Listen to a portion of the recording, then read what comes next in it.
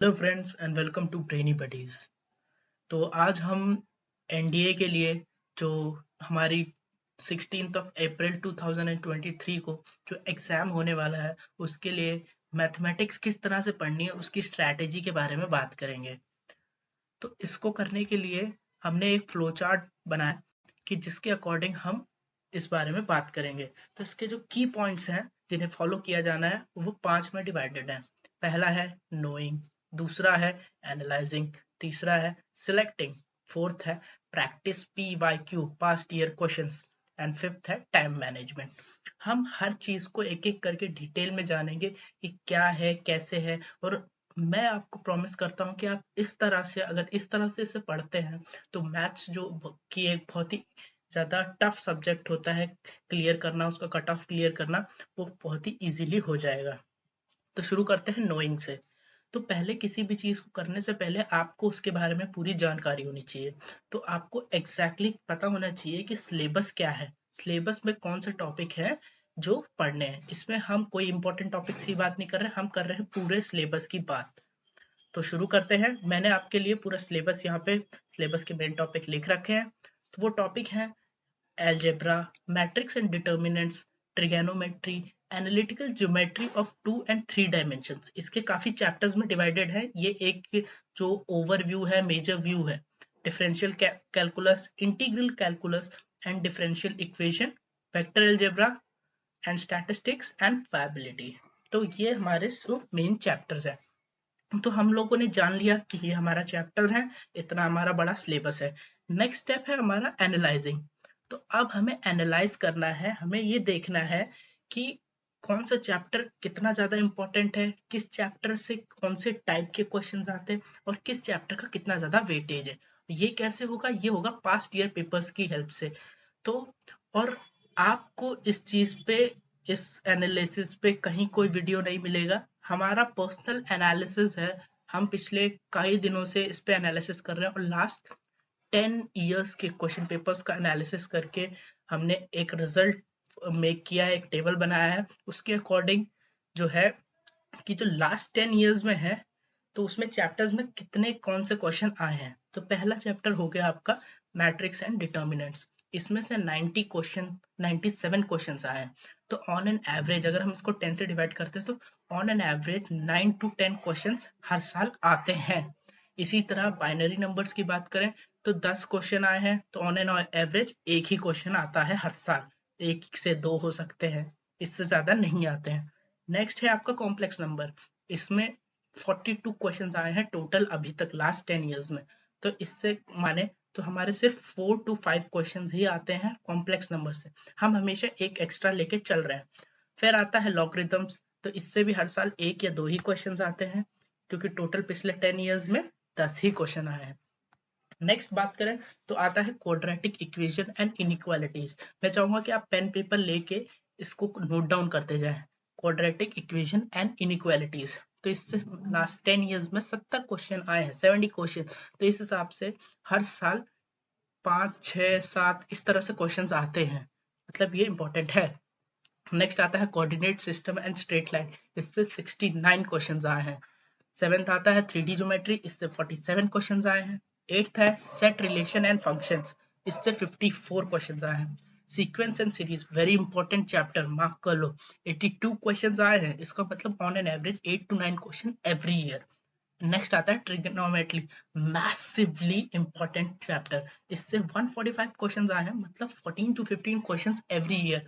In one और the other way इससे question आ ही जाते हैं। नेक्स्ट है आपका हाइट्स एंड डिस्टेंसेस। इससे 15 क्वेश्चन आए हैं।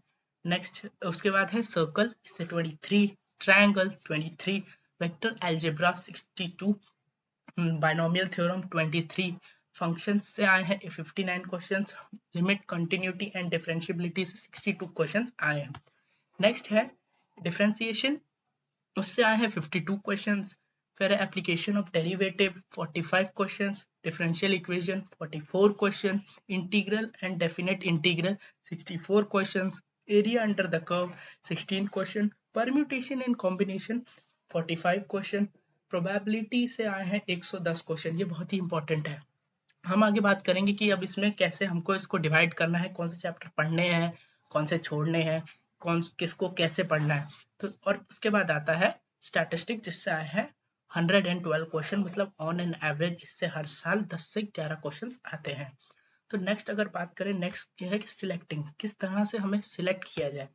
तो इसको हमें ग्रुप करना होगा according to their weightage and complexity.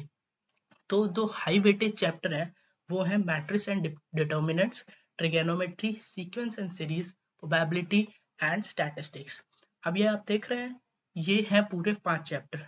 ये कंपल्सरीली आपको इसको खत्म करना है।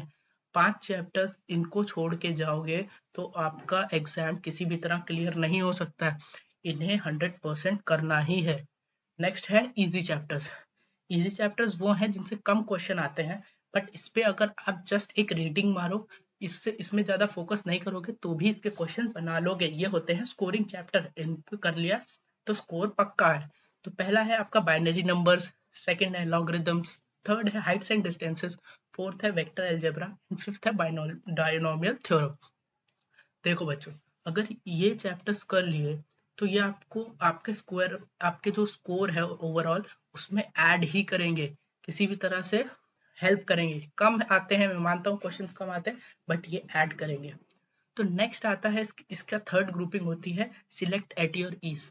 देखो, आपने जो पिछले के फर्स्ट और सेकंड पार्ट अगर कर लिया पूरी तरह से, तो इसमें आपके पास चॉइस होती है। अब कुछ लोगों को 2D और 3D ज्योमेट्री अच्छे से समझ आती है, कुछ लोगों को कैलकुलस समझ आता है।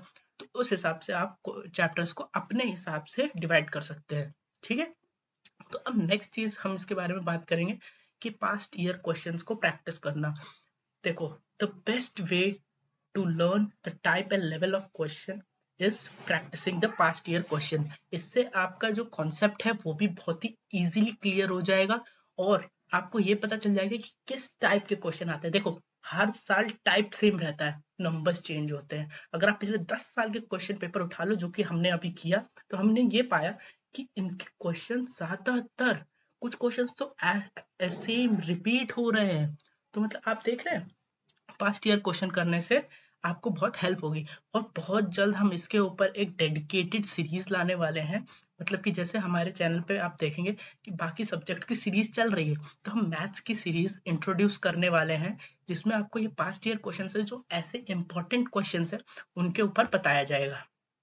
और आपका लास्ट टॉपिक आता है टाइम मैनेजमेंट। देखो, आपको ये तो पक्का सीखना होगा कि किस तरह से क्वेश्चंस को जल्दी करें और इसको शॉर्ट ट्रिक्स और कई सारे रिवीजन करने के बाद क्या होगा, आप जो टफ क्वेश्चन है उसको लिमिटेड पीरियड ऑफ टाइम में कर पाएंगे। आप कई बार क्या होता है कि आप स्टार्टिंग में ही एक क्वेश्चन में ऐसा अटक जाते हैं कि आपको पता होता है कि आप कर लेंगे, लेकिन आप उसमें इतना टाइम वेस्ट कर देते हैं जितने में आप 4 एक्स्ट्रा क्वेश्चन कर सकते थे। तो इसीलिए आपको शॉर्ट ट्रिक्स सीखनी होगी और हम अपने वीडियोस में शॉर्ट ट्रिक्स के बारे में भी बताएंगे। हमारे पास मैसिव इसके ऊपर डेटा है कि किस तरह से आपको शॉर्ट ट्रिक्स बतानी है। हमारे पास बहुत सारा स्टडी मटेरियल है।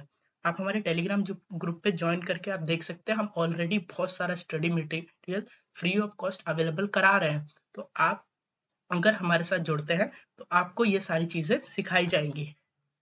तो आज के लिए बस इतना ही। मैं आपको प्रॉमिस करता हूँ कि अगर आप इस चीज को फॉलो करते हैं तो आप बहुत ही इजीली जो एनडीए एग्जाम 16 अप्रैल को होने वाला है वो आप उसे क्लियर कर लेंगे। Thank you.